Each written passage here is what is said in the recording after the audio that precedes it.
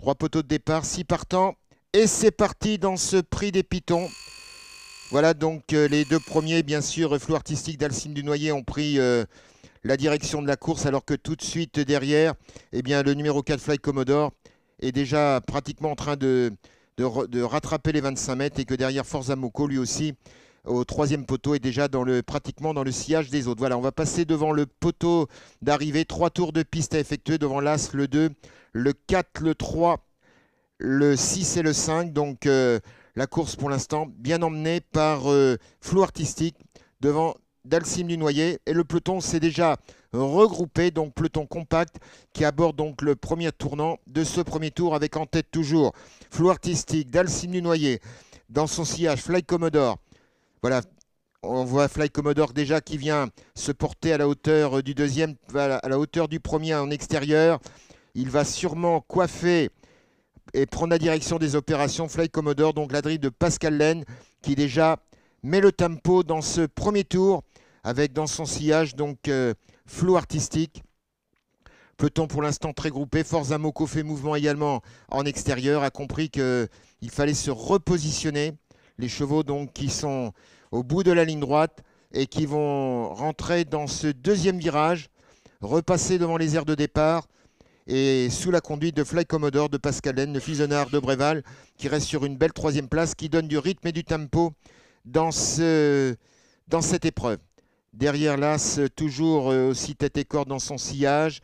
On a Forza Moco qui est revenu également donc dans deuxième position. Voilà, donc on va sortir du tournant, on va aborder la ligne droite pour boucler le premier tour. Voilà, Fly Commodore, Forza Moco. Derrière, on a donc l'As et le 5, plus loin donc le 2 et le 3. Pour l'instant, peloton groupé. Il y a du rythme, Fly Commodore met du tempo. Et Fatal Gwen également vient se positionner en extérieur. On passe devant le poteau d'arrivée. Voilà, le 4, le 5, le 6, pour l'instant, les chevaux qui avaient le plus de distance à rendre ont pris la direction de la course. On rentre dans le virage. Toujours avec Fly Commodore, Fatal Gwen et Forza Moco derrière. Ensuite, on est en file indienne.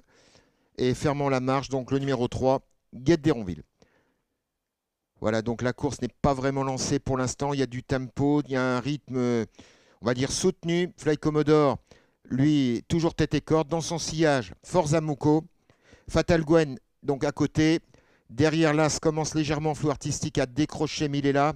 Le 2 et le 3, fermant la marche. On est dans la ligne droite d'en face. Là, on sent qu'il y a un petit peu plus de rythme avec Fly Commodore qui a vraiment pris la course en charge. Forza Moco a bien compris qu'il fallait rester dans le sillage. Et à son extérieur, Fatal Gwen, pour l'instant, on sent que ces 3 chevaux-là ont pour l'instant la maîtrise de la course. Les autres se contentent de suivre. On rentre dans le virage.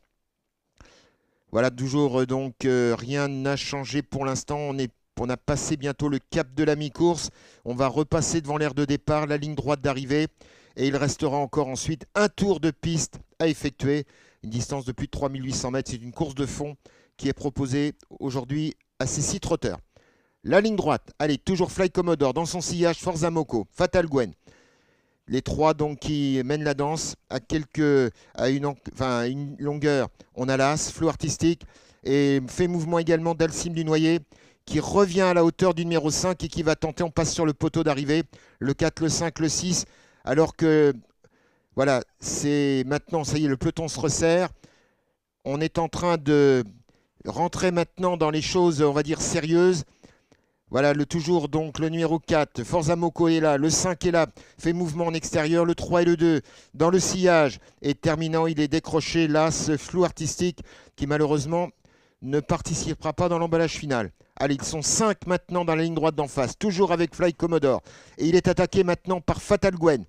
Voilà, alors que Forza Moco reste dans le sillage du numéro 4, Fly Commodore. Maintenant, on est à mano à mano entre le 4 et le 5. Fly Commodore, Fatal Gwen. Fatal Gwen maintenant qui porte une estocade, et Forza Moco qui a compris que le danger était là.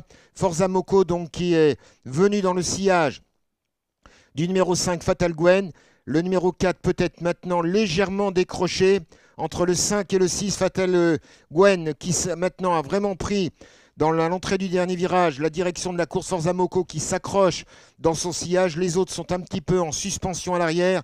Fatal Gwen, Alexandre Fèvre, le fils de Cocktail Jet. Voilà, on va sortir du dernier virage pour rentrer dans la ligne droite. En tête, donc, Fatal Gwen. On a Forza Moco qui va tenter de lui opposer une résistance à l'intérieur. Attention, ça va se jouer. Fatal Gwen qui, logiquement, devrait remporter. Mais attention, Forza Moco qui tente. Non, Fatal Gwen qui va donc remporter cette épreuve. Alors que, voilà, 5, 6 et 3, c'est Guet d'Héronville qui vient prendre la 3e place. Donc, arrivé donc provisoire, 5, 6 et 3.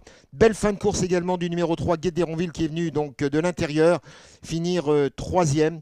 Mais Fatal Gwen, donc la drive d'Alexandre Fèvre, le cheval de Raymond Sainte-Rose, qui est resté sur une place de 2e et donc a fait une très très belle fin de course. Et remporte donc ce prix des Pitons devant Forza Moco, qui lui a opposé une belle résistance. Mais c'est vrai qu'il était confiant, Alexandre Fèvre. Et là, il n'a pas fait de détails.